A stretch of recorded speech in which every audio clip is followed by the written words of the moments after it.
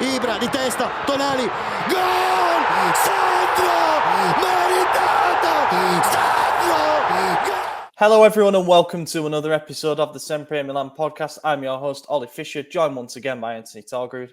What's up, guys? Glad to be back. I don't know if I'm glad to be back. We don't have the most fun game to recap, but we have 4 games to talk about today. So we do have a good one to recap.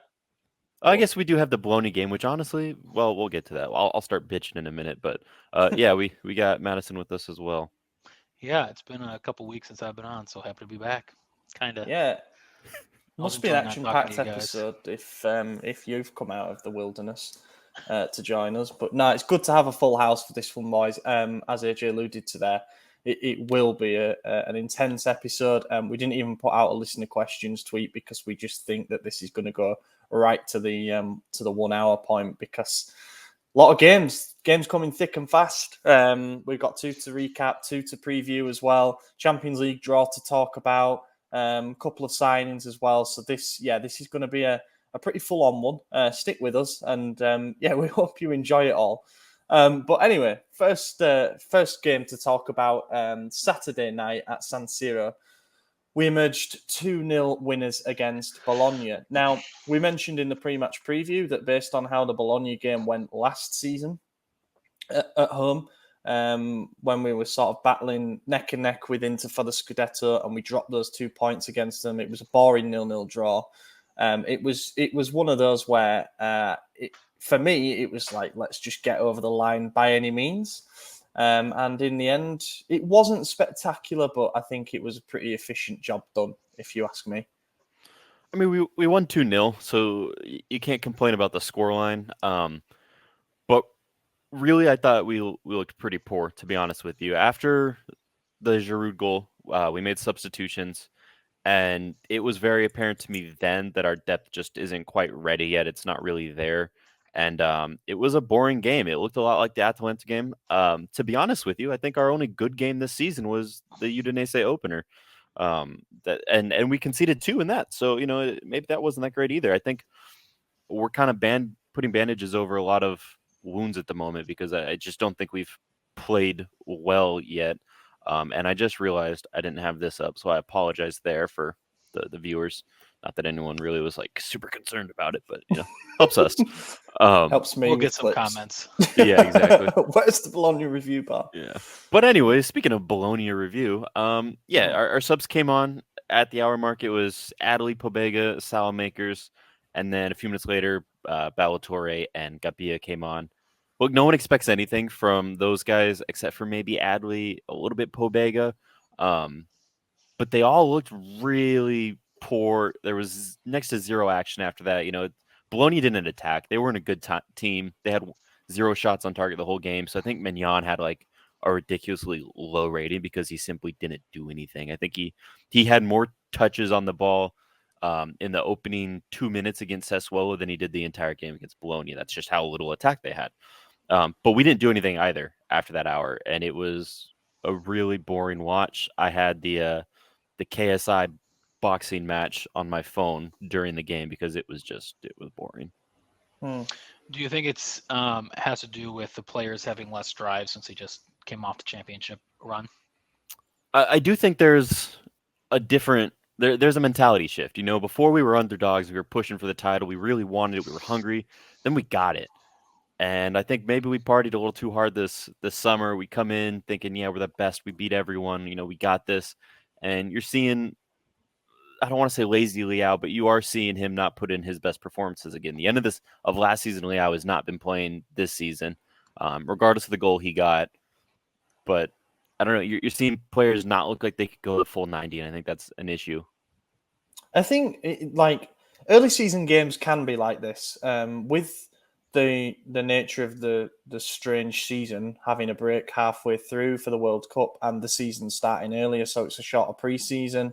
I'm not surprised to see a lot of players that you would perceive to not be giving it 100% for 90 minutes. There's a conditioning element to all of this, and obviously that became more prevalent in the game that we'll speak about in a bit, the Sassuolo game. But for me, I think this was perhaps a pretty efficient allocation of our energy. We made sure that the game was pretty much comfortably put to bed at 2-0. We used the substitutions to get minutes in the legs of those players that we might need to call upon if there are injuries and stuff. Again, we'll have to talk about that. But ultimately, the result was never at risk once we scored that first goal because they were never scoring. So in that sense, I'm kind of happy. I mean, look, we got our 4 goals against Udinese, so we can't be too spoiled in asking for us to put 4 or 5 past the team every single week. We've got we had the game Tuesday night to follow it. We've got the derby on Saturday. We've got our first Champions League fixture the following Tuesday. Then we've got another game. Like they come thick and fast. So I think to expect the same really intense, high pressing, 100 minutes, if you include added time and stuff, of just up and down basketball game style stuff from us, like we saw at certain points last season, you're going to be disappointed because I don't think that's the way that we're going to do things while we're in such an intense run of games. So in that sense, I didn't think it was too bad. I know what you're saying about Leao in general. He hasn't hit those same levels so far this season. But in the Bologna game, he was probably the difference. So I've got to give him props for that. He got the goal to open the scoring and he got the assist for the second goal. So you can't really ask for too much more than that. Aside from that second half, we were wasteful.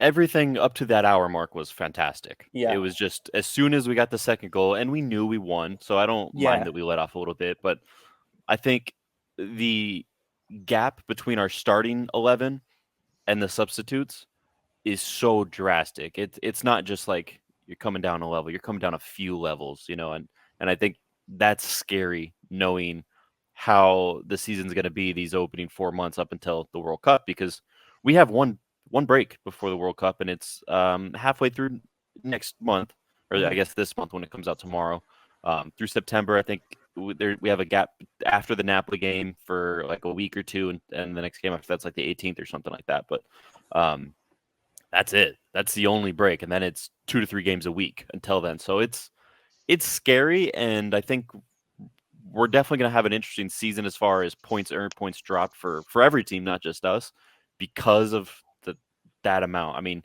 you already see Pioli making these rotations, changed half of our outfield players for the Sassuolo game that we'll get to, and I don't think any of those were good either. But we'll get there in a minute. I mean, do you think the players who are going to be leaving for the World Cup are not going as hard as they normally do, knowing that they don't want to be injured for the World Cup? Probably. I don't think we have a whole lot of World Cup players, though, do we? I mean, I really don't know. Well, I mean, Italy's not in it, and that's, Yeah, but we don't have many Italians, so. Well, I guess so. Hopefully Tomori goes. Maignan will go with France. Kalulu's probably not quite there yet. Teo will go. Algeria didn't qualify, did they? So he won't be there. Giroud might. Do you think Giroud's going to go? Leao's going to go? Leao will go, yeah. Ketelara could go as well because Salamakers will go. Yeah, weirdly, probably will do.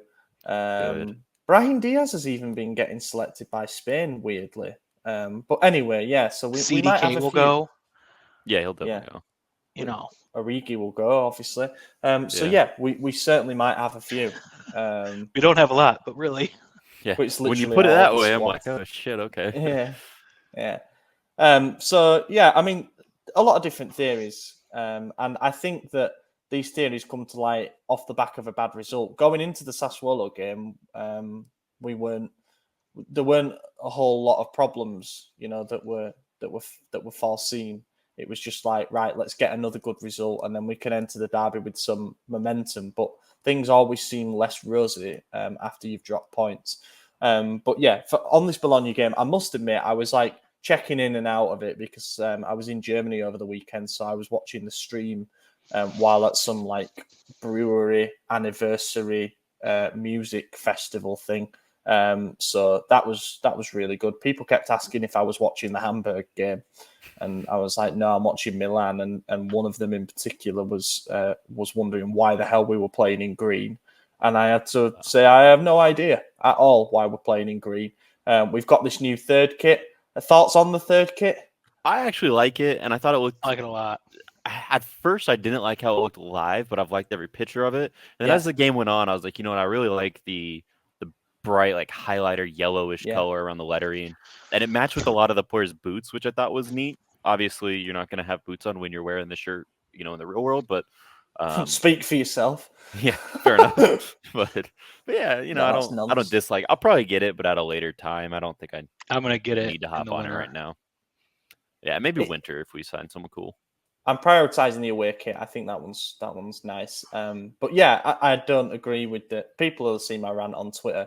I know that it was the closest game to the kit being officially released and stuff, but why the fuck do we insist on wearing it in home games? It The doesn't black make and any red sense. third shirt from last season, fair enough. You can stretch it a little bit and say it's still a black and red shirt, and also it's not like so clearly a different color scheme. But I do not understand wearing it at home in that particular game. I just thought it looked a bit tin pot. But anyway, we got a win in it, which I suppose is what matters. Also, last season against Bologna was when we wore that white shirt, or the like fourth kit. Yeah, the fourth kit. So maybe it's just something about Bologna that makes us do it. But anyway, that was that.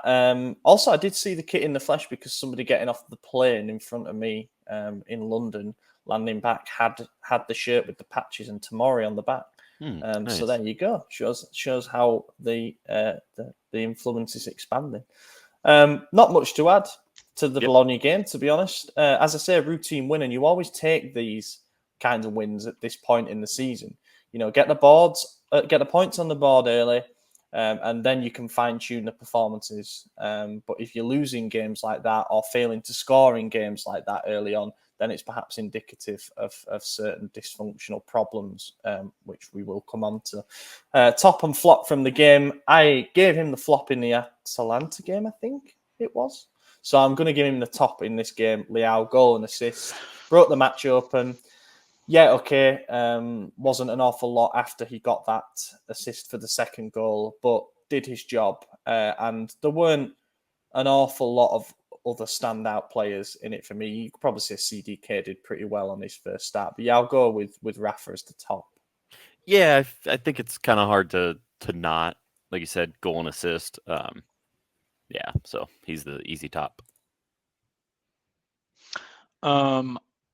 I was going to go CDK only because Leao did what was expected of him, and CDK got his first assist, and I thought looked very good.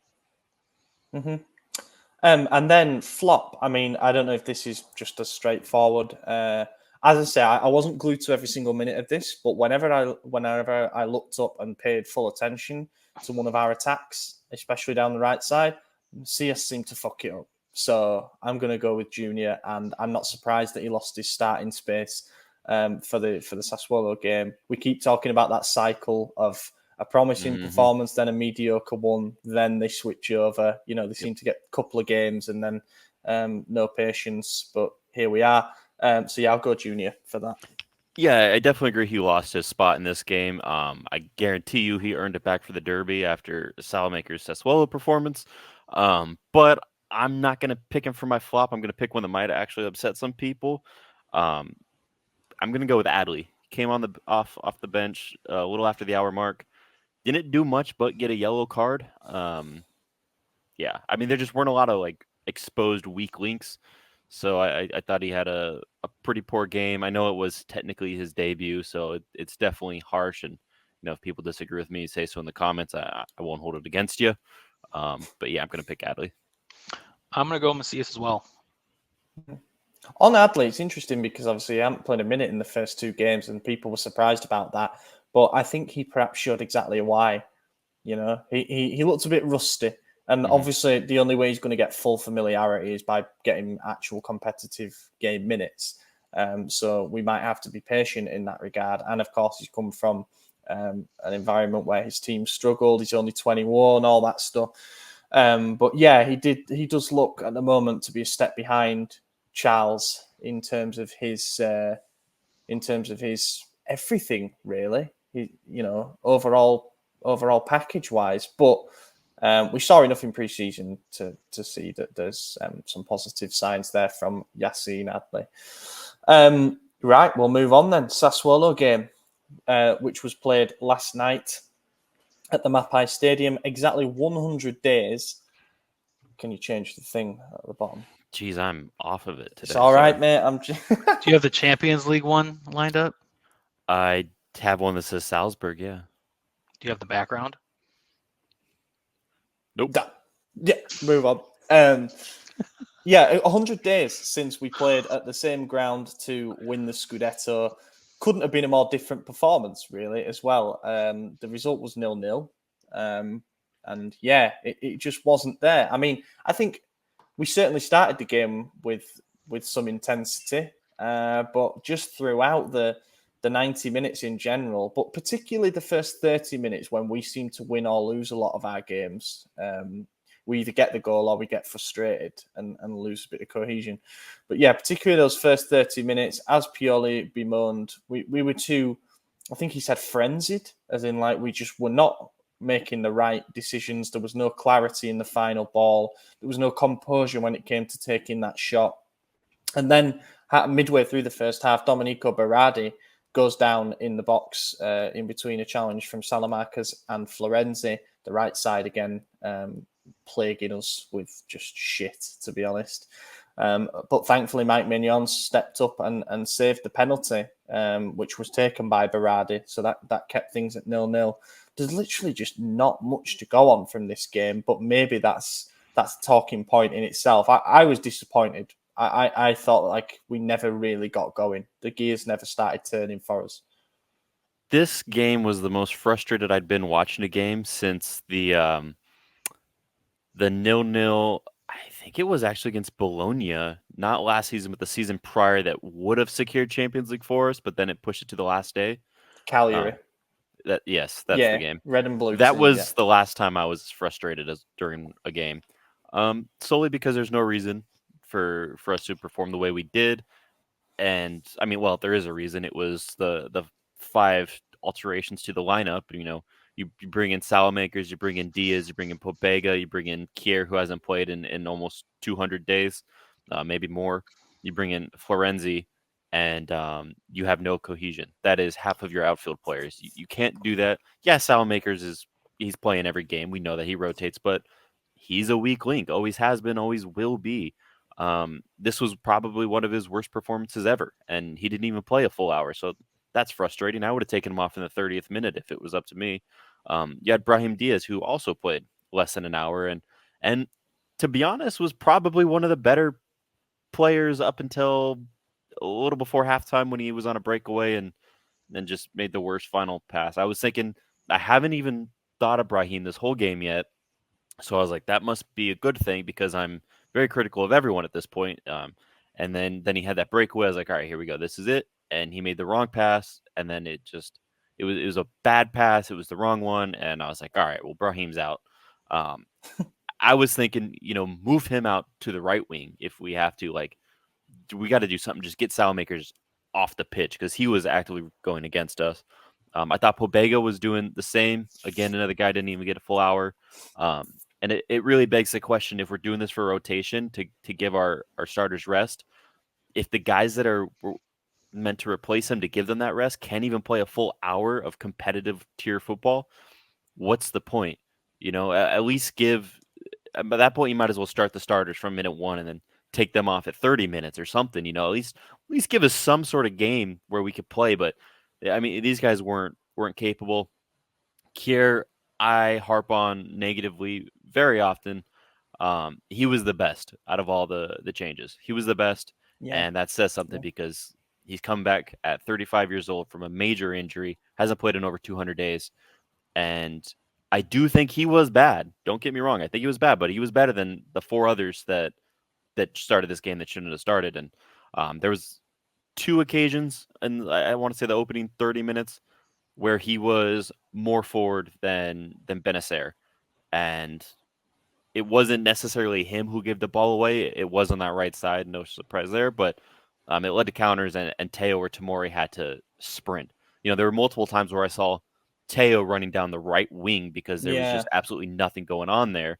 And he's got to cover this hole, which now leaves a giant hole on the other side. And it's just everyone was discombobulated. It was awful. And then, of course, Florenzi goes down injured, and we've already made the 5 substitutes, so we can't do anything about that. And now we're down to 10 men with 10 minutes left to go. We need a goal, and we don't get it. that final corner kick. It's the 98th minute. We got a corner kick to win the game, possibly win the game here. Stoppage time was supposed to only go to 96 or 97. Now we're 2 minutes past that. Mignon doesn't come up. We take it short. We pass it back 3 more times. We finally put it up, and it hits the first defender, and then the whistle blows. It's like, do we not even practice set pieces? I was blown away. I just decided to have a look while you were mentioning that about how many corners we had. We had 8. We had 8. Yeah, we had 8. And I count one of them that was threatening, and that was one that didn't beat the first man still, but it was flicked across to the far post, and Leao took a touch when he should have hit it first time. Yeah. Took that touch and then got his shot blocked. That was 1 corner out of 8. We're shit when it comes to set 2 pieces. shots on target Terrible. the whole game. Both came from Leao. Both went straight to the keeper.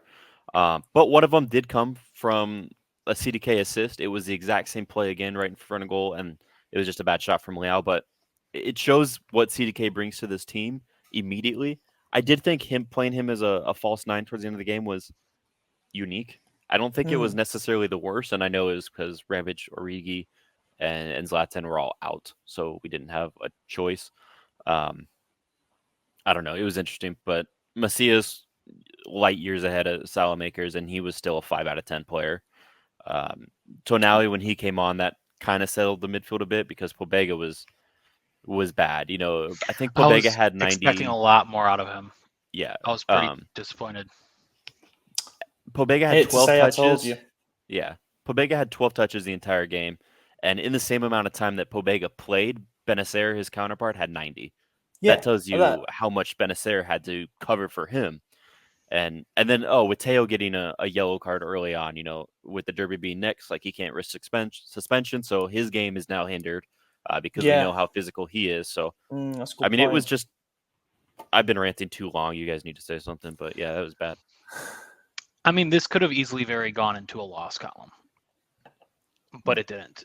So you can look at it as we played horrible, we got a draw, or you can look at it as we held on to get 1 point. I don't think defensively, although we were a bit more unorganized and we gave a bit more away than we usually do because of the 2 changes to the right side of the defense. I don't think we look terrible defensively against a team that are still going to score goals this season. It's hard. I mean, as you alluded to, AJ, like the 5 changes to the starting 11 is a very bold call away from home against a team that we know can cause us problems. That being said, if you don't do it then, when do you do it? I've seen some people saying he should have done 2 or 3 changes. I'd like to hear what the 2 or 3 changes rather than 5 should have been, because you've either got to commit to rotating or not, in my opinion. With the 2 games that we've got coming up, those are undoubtedly more important in the grand scheme of things. Yeah, and there's no 2 I would ways. have done Kiera defense, kept Tonali in the midfield with Benacer, then kept Macias on the right wing. I don't know why Salamakers is getting any starting time. Yeah, I mean, it's hard to give an accurate, what I would do lineup given hindsight, knowing how people played, but because I think I would have been okay with Pobega starting. In fact, I think I was when it was announced. I do excited, think it was too many changes. Yeah. Had it have been, Kalulu starting, CDK starting, Macias starting, and just Pobega was changed, yeah, cool, great. Let's see what he could do. But I think giving him his first start for us in that environment with that many changes, it's not beneficial. It's not beneficial. And you saw how many times, Giroud did one of his fancy flicks, or Leao Teo did their layoff that they do, or side to side or whatever, and they just weren't there. They didn't have that run, and you saw it with the substitutes as well, because Adley came on and he's still not match ready. He might be fit, but he's not at that level where he understands our system yet. So that substitute wasn't even beneficial either. I would have rather kept Brahim. Well, no, Adley came on for Giroud, which moved CDK up, and then Adley came on as a false 9, or I'm sorry, attacking mid. I don't know what I would have done. It's hard, isn't it? I mean, it's hard. The big thing for me is that Origi and Rebic were out, and then you realise when you take away an important backup left winger / striker and a striker, meaning Giroud has to work overtime, and it complicates everything definitely, because we've gone from thinking after the Udinese game, for example, that we've got a plethora of options in every area of attack apart from the right wing, to now thinking, well, we don't have any real quality depth, and it's either got to be Leao to unlock the game, or it's got to be a poacher's finish from Giroud, or we're not getting anything, and that's not how it should be really. After we've won the league, I think we can all acknowledge that. I think the Giroud starting is a little weird too. I mean, I understand that Rebic, Origi, Zlatan all out, but if we're gonna play CDK as a false nine to finish this game, like, you're talking about Giroud, a guy who missed the opening 2 games and the final 2 of preseason because he was tired, and now you just gave him 163 consecutive minutes. With all these other alterations, I would have much rather started CDK up top, let Giroud come off the bench if he absolutely has to, if we're in this situation. I also don't think Florenzi needed to start next to Kier. I think with Kier coming on, I would have felt much better with Calabria next to him, just because Calabria's been playing. Not that I think Florenzi's bad. I think he did have a bad game, and obviously now he's hurt and out for who knows how long. But that's hindsight. I think when you're slotting a guy like Kier in after his injury, after his absence, regardless of his experience with the team in the past, you need to put him in a comfortable situation so he's not straining himself to a level that he's not ready to yet, because we don't know what his game fitness is. Even though we all think he's ready and he's good to go back, we got to ease him into that. And I don't know, making 2 of the guys that he's going to pass to, being Pobega in the midfield and Florenzi outright, being substitutes who also aren't game ready, I think that was unfair to him, and it obviously cost us 2 points. And the penalty.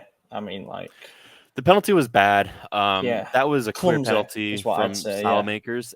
And then from a different angle, you see it from the front, not like from live. You saw it from the back, and you're like, "What are you doing?" I think it's 2 penalties. Basically. That's exactly what I was going to say, because it's hard to tell. If someone said, "I guarantee you, Salamakers got the ball," I'd say, "Okay, maybe," because it is really close. But then the follow-up from Florenzi is clear as day. I thought they touched the ball first until it showed it from the front angle, and I was like, "Oh no!" Yeah. I was the opposite. I thought he didn't touch it from the back, and then from the front, I was like, "Okay, maybe I could see it," because you do see a deflection, but I can't tell if it was the Sassuolo player or Berardi, whoever it was that won it. Yeah. Or Alexis, but. And then Mike just coming out big with the. Yeah, I mean, Mike's got to be the top for this game. Poor penalty. It was a poor penalty, but obviously you've still got to guess the right way and save it.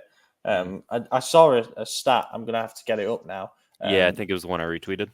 Yeah, about Mike Mignon's penalty saves. He's faced 29 penalties since he's been a goalkeeper in the top 5 European leagues, and he's saved 31% of them, which is 9 out of 29. I mean, if you concede a penalty and you know instantly with the keeper that you have, you've got a 1 in 3 chance of him saving it. And that's just saving it. There's been others that have been missed. Amazing, incredible, and it goes to show, there is a psychology in penalties. He's a big bloke. Like when you see that camera angle from behind the penalty taker, and he's there, and you might back yourself to score a penalty under pressure. Even as an armchair pundit, whatever. But when you see that, it was like it was with Gigio, to be fair. He's just such a size and such a presence that it's like, I better put this in the corner. Otherwise... But I think Mignon's more intimidating, because with Gigio, everyone at least knew, he's a kid, maybe he's nervous. With Mike, you could just tell he is stone cold every time. Every single time. I mean, his first penalty save with us, Mohamed Salah. Nobody does that. That was the first time Salah didn't have or had a penalty saved against him since I want to say like 2017, some ridiculous stat. And then this was Mike's second one with us, was first in Serie A. And Berardi's not terrible either. Obviously, yes, his penalty wasn't the best, but I think the mental aspect of going against Mignon is significantly bigger than going against Donnarumma. Yeah, agreed. Another thing that I will say is that Sassuolo are not the same beast at all. I say beast. I mean, they weren't exactly, fighting for top 4 last season. But their front 3 now, they could have got away before with the lack of pace from, say, Berardi, because obviously he's getting goals and assists output, and also they had pace elsewhere in the forward group with Hamid Traore, with Raspadori, even Skamatka can shift ground pretty quickly given his frame. They're not there, are they? This was only the third draw in the history of the Milan Sassuolo fixture ever. That shows you just the type of game this typically is. Wow. Yeah. Granted, there's only like 20 some games because our first meeting with them was in 13-14, but still. I mean, obviously, it's going to be a completely different starting 11 as well. But for the derby, we will not get away with leaving so much space in behind. We're lucky it was Berardi, Pinamonti, and Kyriopoulos. I think it's Kyriopoulos. Yeah, Kyriopoulos, because they are slow and they are not going to cut through us on the counter quite how Inter will do with their midfielders, forwards, wing-backs, whatever. So, yeah, that's something to bear in mind. And, yeah, that's it, I guess. Tops and flops. God, it's hard to pick a top for this. I know, AJ, you said that he was bad. I'm looking for lone bright spots in this, and I'll say that after over 200 days out and to be playing with sort of unfamiliar players around him, as you said, I'll give it to Kier. Just because it was good to see him back out there, and it was ultimately a clean sheet. I don't think he made any glaring mistakes. He pushed up a couple of times to try and be aggressive and do the high line thing, and it could have backfired against different opponents. But at the same time, I'd rather see him play with confidence than sort of cower away and have us concede shitty goals that way. So yeah, I'll give it to him. It was nice to see him back out there. Maybe he can be a dependable fourth choice now. Malik's here. Yeah, I don't disagree with anything you said there, except for giving him man of the match. I don't think he was the top guy there. It's going to be Mike, yeah. It absolutely is Mike. That's who I'm picking. But as far as Kier goes, I agree with everything you said, but I do think him getting forward fits our play style, but it doesn't fit his personal characteristics. Yeah. And I think that's why we concede those shit goals with him, because he's playing the game that we want him to play. 100%. That's our system, our method, but he doesn't have the physical traits to play that way, and that's why we concede goals through his area when he's moving forward. But we didn't do it this time, and he played a lot better than I anticipated him to, given his return. So, happy for him, props to him for that. But that said, Mike Mignon, top of the match. Same. He earned us the draw single-handedly. Yeah. Yeah. Flop. I think this, spoiled for choice kind of, and I think you two are probably going to pick differently, but I'm going to go Olivier Giroud. We've gone from a performance where he scored a match-winning brace by getting himself into dangerous positions to receive the ball and to finish from where he likes to finish. That happened obviously back in May, and it couldn't have been a more, I want to say static, because he did fight for aerial balls. He did try to get himself in and amongst, but sometimes we just have these games with Giroud where it's like, what are we really going for here? We don't cross the ball well enough for him to get into those areas. He isn't a great mover anymore, unfortunately, as we know. He's not. His strengths are not to drop deep and ask for the ball to feet to distribute. That's not him either, really. And I just thought it was a pretty anonymous performance from him, albeit I will admit he's kind of working overtime at the moment, and we're going to have to manage his workload quite carefully in the coming games, because he's in his mid-30s and that's it. But yeah, that might be a bit harsh in some people's eyes, but you kind of got to expect more from your starting number 9. Yeah, I do think it's harsh, and I think this segment should be just renamed Tops and Salad Makers. I mean, he's my bottom 7 days a week. Yes. Apart from when he wasn't in Saturday's game because you picked Yassine Adli. But anyway, yeah, okay. Cheers. Well, he didn't play, did he? Oh, yeah. He did. He came on in the end. He came on. He actually came on and did look a little bit better than Macias in that game. And that's how it goes. It's whoever comes on second looks better. Wankers. No, the pair of them. Absolute. Out of Macias is decent 2 out of 3 games when he starts. It's the third game that he sucks. And then Salamakers comes in, and then we're reminded why Macias starts. It's like this whole fucking cycle. Every time. God, Redbird, please. Ziyech, somebody. Christian Pulisic. We have 20 hours left. Yeah. Right. Let's move on then. Derby preview. Is it Derby preview or is it Champions League first? No, it is. No, it is Derby. Derby on Saturday night. I don't like Saturday night derbies. I don't know why. It's not even Saturday night, dude. Well, for us, it's a noon Saturday game. It's noon. an early game. Yeah. Wait, I thought it was at 12:45 or 2:45. Did they change it? 12 on the dot. I'm looking at it now. Yeah. I mean, I believe you. It's Saturday evening, essentially. Yeah, I suppose. Yeah, for it's 5 European p.m. time. for you. Yeah. European time. I mean, I'm not going to do some big analysis to lead off here. I'm just going to say how are we feeling? I mean, they're a point ahead of us in the table, but it's very early days, as we know, and they've had probably easier fixtures on paper, albeit they went to Lazio, their first big test of the season, and came unstuck. You know, they lost 3-1. We won the last league derby against Inter last season 2-1. That ended up being massive in the Scudetto win, changed the momentum and stuff. Is this a big game, or is it too early for it to be a massive derby? And B, are you confident? It's always massive. Yeah, it's always yes, massive. Yes, I am confident because Inter has been letting in a lot of goals at the back. We have not. So hopefully we can hit the ground running and win. Well, I don't think 3-0. Well, I guess they did lose to Lazio 3-0, huh? I think it was 3-1.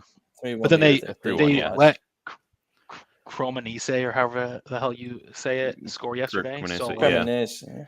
Yeah, I mean, they have conceded 5 already, which is a lot, but 3 of them are Lazio, so that could be somewhat forgiven, but definitely the other games are not good, seeing it's been Cremonese and I believe Lecce was the other one.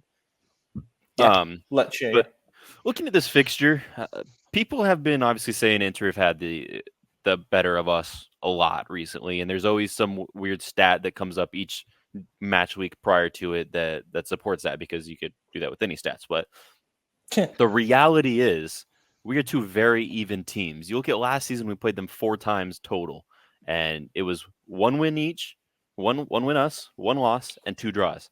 We finished first, they finished second. The season prior, it was 2 times we played. They won 1, we won 1, and they finished first, we finished second. So we're very, very even teams.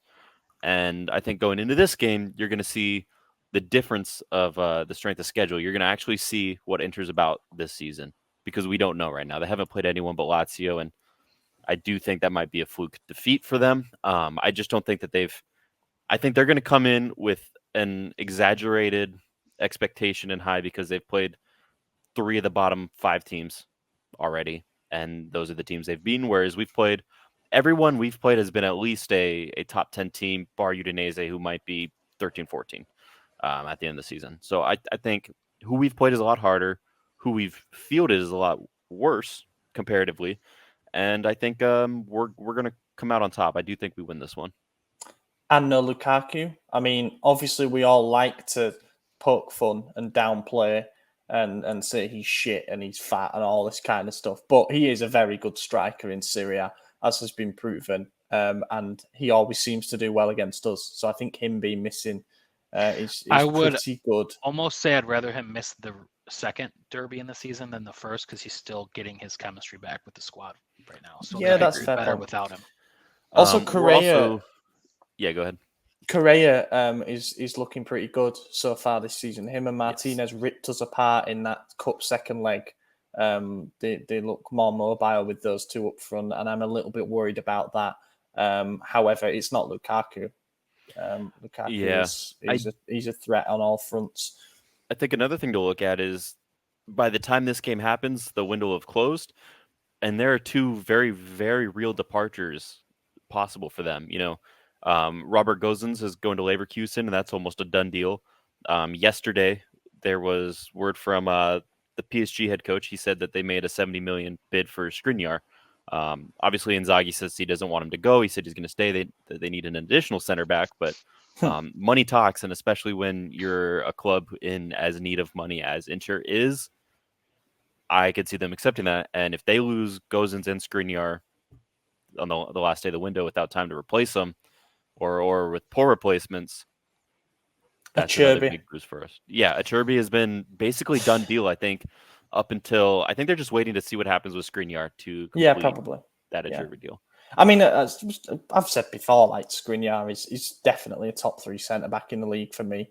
Arguably has been number 1 if you look at the last 4 seasons, let's say, before the arrival of Tomori and stuff. If he goes, then the glue of that team is gone. You know, him or Brozovic or Barella. Those are the 3 players that I think. God, near enough irreplaceable. Obviously, they play with a 3-man defence, so if you slot in another centre back, the difference would be more negligible than a pairing. But at the same time, like it's Skriniar, you know, he's a unit, he's a leader, he's everything that embodies them being tough to beat. And yeah, I would love if something were to happen before we play them, just to throw a bit of chaos into the occasion. I admire your confidence in this one. I think for me, I'm getting the same kind of vibes as the first meeting from last season. Now, we had a bit of a points cushion going into that first league game of last season, which ended up being a 1-1 draw. But I do still think both teams are kind of figuring themselves out a little bit. It seems weird, given that we won the title last season and should be as strong as we are, if not a little bit stronger on paper, into the same. They've not made the massive sale that we were all expecting them to do, really. And they've added Lukaku back. So, you know, you could argue they're looking just as good as they were. Yet they had that bad loss against Lazio. We've dropped points twice, albeit on the road, but we haven't really clicked yet in an attacking sense. So I do feel like this could be a pretty damn tentative game where the teams try and just feel each other out for quite a long. I don't see it being an absolute barn burner, let's put it that way. Inter's approach, as always, will probably be to try and get a goal and sit very deep and make things difficult and then play for the counter. And we will look to get, you know, our key players like Leao into the game early and hope that the resting mission that we did in Tuesday night's game will bear fruit. I am actually feeling pretty good about the fact that it's Salzburg that we've got the following midweek. If it had been Chelsea, then it's really like, oh, shit the bed. Like, what do we do here? Well, they have Bayern Munich too. They do. Yeah. So what's more important to them? I think they are going to pick us, obviously. Derby, chance to win the league versus getting out of that group stage. Very unlikely. So I think they're going to go all out against us, and then it is what it is against Bayern. What would the starting lineup be for you two? I think it's going to be very, very similar to what we saw against Bologna. In fact, I would say it'll be almost identical. The same thing. Yeah, I'm looking at it now. I think it will be identical. You might see This Origi is for Salzburg or Inter? For Inter. Okay. Yeah, I mean, Mignon, Calabria, Kalu, Tomori, Hernandez, Benacer, Tonali, Macias, CDK, Leao, Ben Giroud. The only thing see, Giroud's a big game player.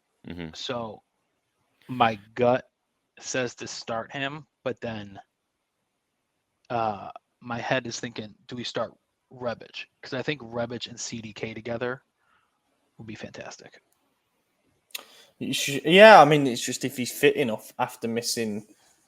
I guess the training sessions that will come tomorrow, Thursday, and Friday will give us an indication as to how Origi and Rebic are doing. They're both expected to be in the game in some capacity, but if they're only fit enough for half an hour off the bench, then so be it. They can make an impact off the bench. Origi, remember, is also a big game player in derbies, isn't he, Maddie? I don't know if you count that derby a big game. The friendly derby. That's actually what we call it. It used to not be friendly at all. Oh, yeah. Yeah. Not much was friendly in the 80s in England.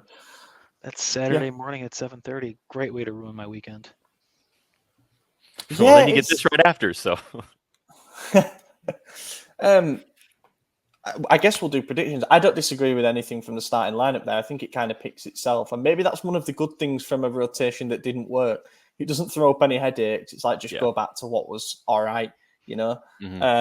And I'm going to go so far as to make a prediction that Origi will score a big goal in this game. And I'm not going to say it'll be a winner late on or anything, but it might be an equaliser in the second half or something like that. Something that's still a big goal.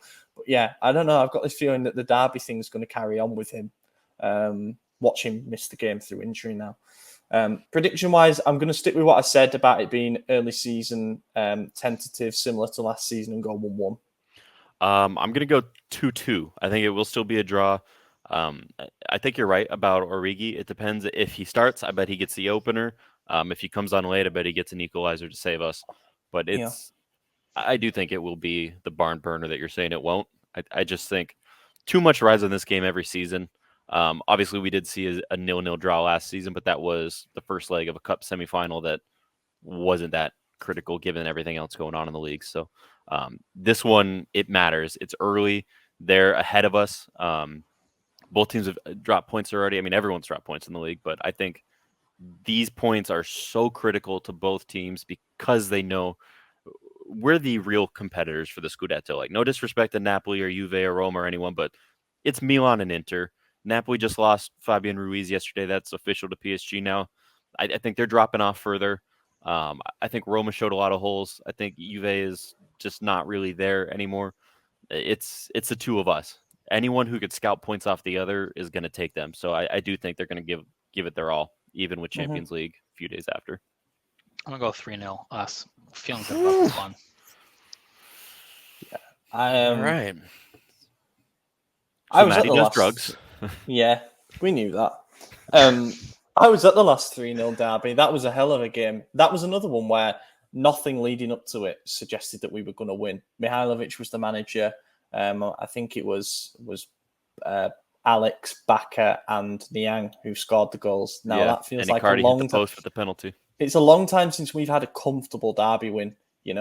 As in by more than a goal. In fact, it was that one, and then the one before that was probably the 3-0 in the 2010-11 season. So crazy, really. We haven't had the rub of the green really in this fixture over the last sort of decade, but there's time for it to change yet. Right, Champions League preview then.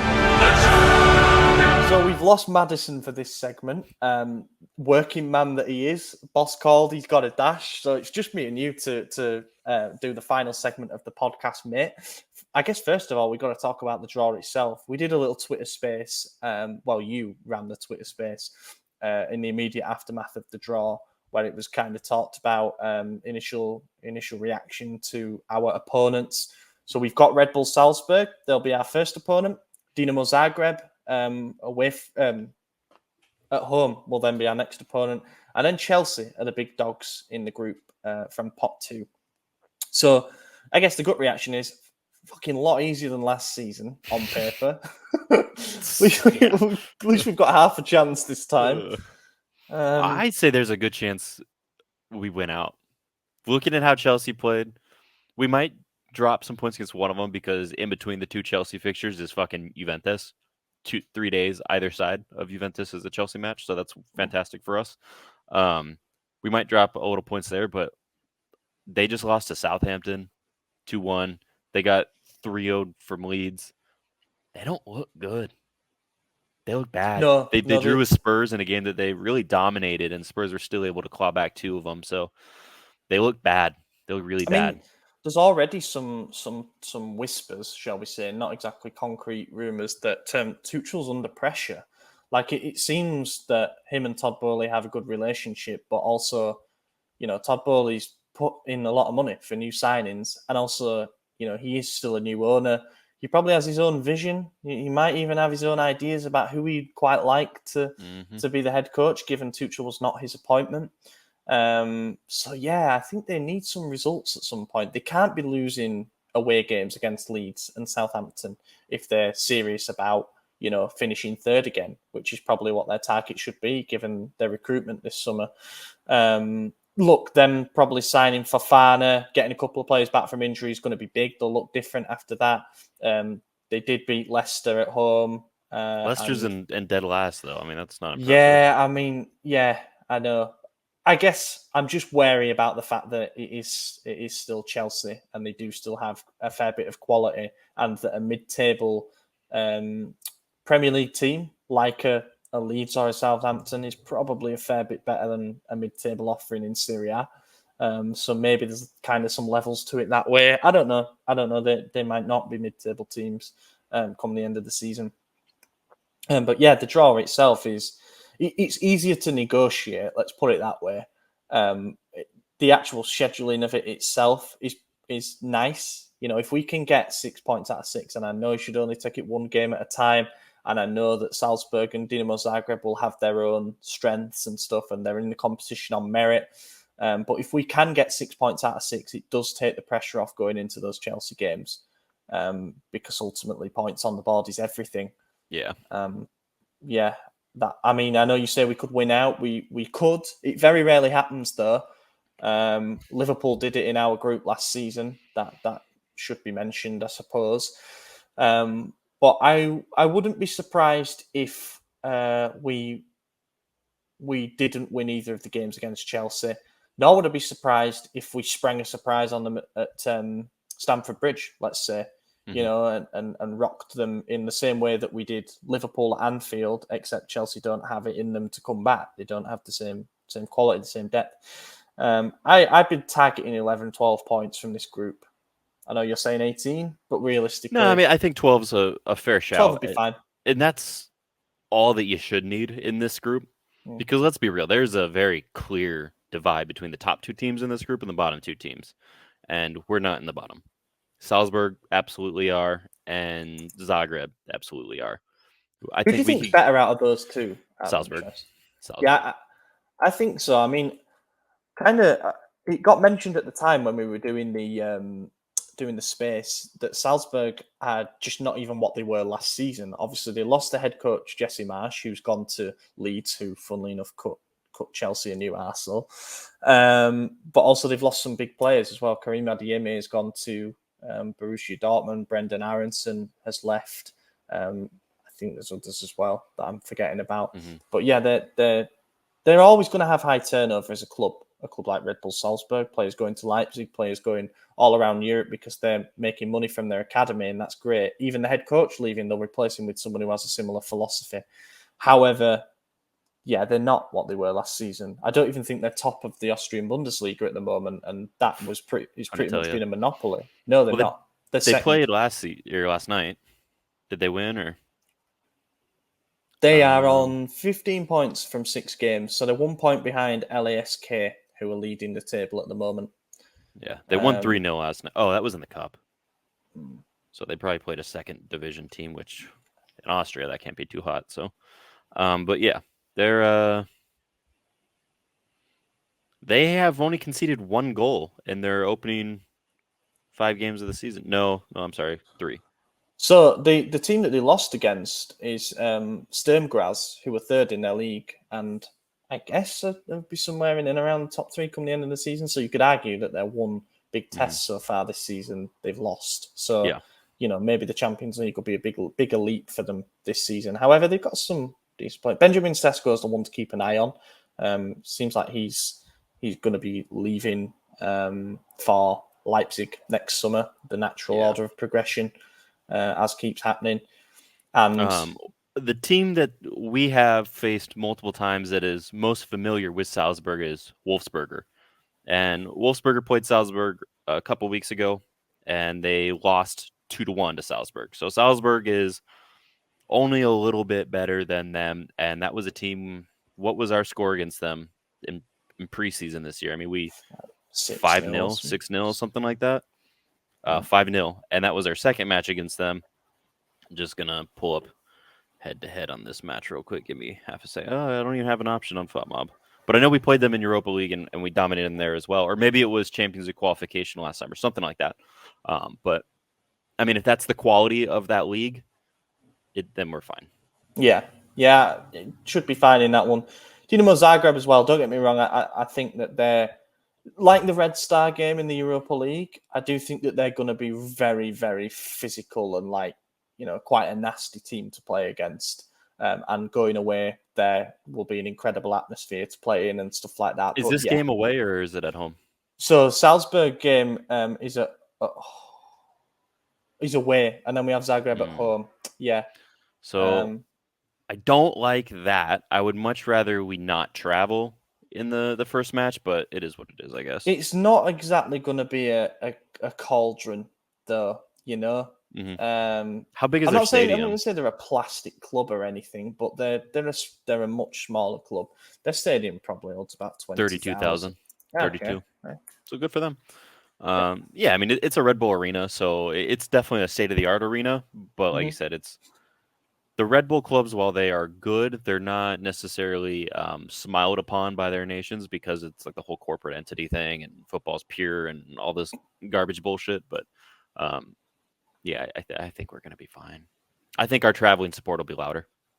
Yeah. Yeah, you'd hope so. It's not too far a journey actually into Austria from northern Italy. Kjærgaard and Luka Sucic are two players that I will say to look out for as well. I think we've actually been linked with both of those at various points. Anyway, prediction then, I guess. Kind of tough to talk about the starting 11. We don't know what will happen between now and then with the derby, and will there be more rotation? Will we pick up more injuries? However, just jumping into the prediction, I think this will be a really entertaining game for some reason. I don't think Salzburg have it in them to sit and frustrate us at all. They're going to have to come at us. That should leave some spaces. But also, I think that they're in the habit of scoring a lot of goals. Like they've won 6-0 and a couple of games by 3 I've seen already this season. So I don't really know if I back us to keep a clean sheet. We certainly should. This will be a good litmus test for Kalulu Tomori, hopefully Calabria Teo as well, the entire back four. But yeah, I'll go 3-1 to us. That's kind of what I was thinking. I do think they're going to try and shock us early. I don't know if that results in a goal or just a couple big saves from Mike and a little disorganization at the back. But ultimately, I think we're going to come back and dominate them because they are going to push. That's what they do. They don't know how to play this sit-back defense ball, and that plays right into our strengths. And I think our strengths are going to be so much stronger than their weaknesses, just by caliber of team. So I think it'll be routine business. It really depends on what happens in the derby, who gets to play in this match. But 3-1 is a good call. I think 3-0 is a good call. I do think it'll be a hectic opening 15 minutes, but after that, we're going to gain control and run riot. It'd almost be, given that their strength is just to run and outwork opponents, they'll press a lot more than other teams in their league. It might almost be beneficial for us to dictate the tempo of the game, rather than accept a basketball match. But yeah, it'll be fascinating. It'll be another interesting game because I think we all expected the Porto games last season to be the easiest games, when in actual fact, we probably found them the hardest in terms of we never really had a spell in either game where we were massively on top. Whereas we beat Atletico in one of the games, the Liverpool game, we led twice.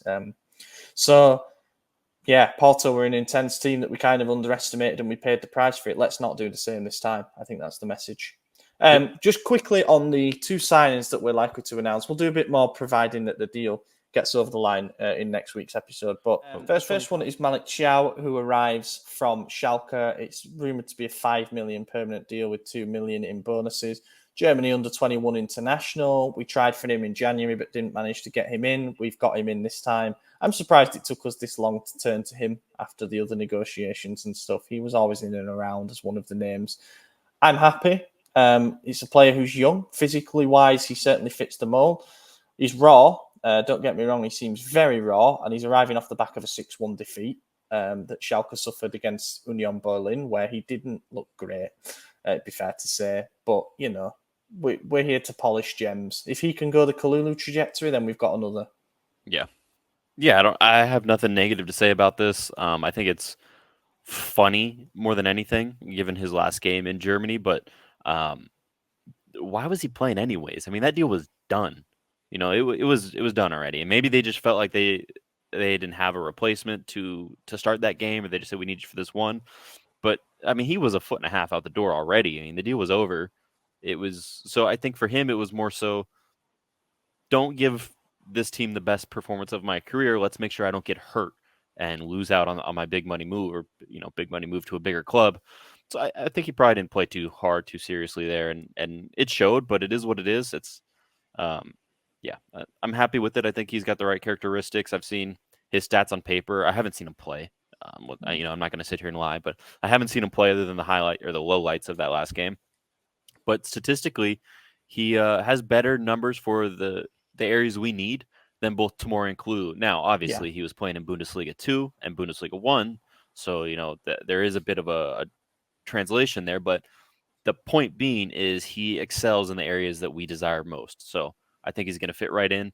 It might take him a few months to get going. We might not really see much of him until the second half of the season after the World Cup, because he's definitely going to get a lot of training with the squad while everyone is at the World Cup, since he won't be going. So, yeah, I think it's a great move for us. I'm happy with it. Yeah.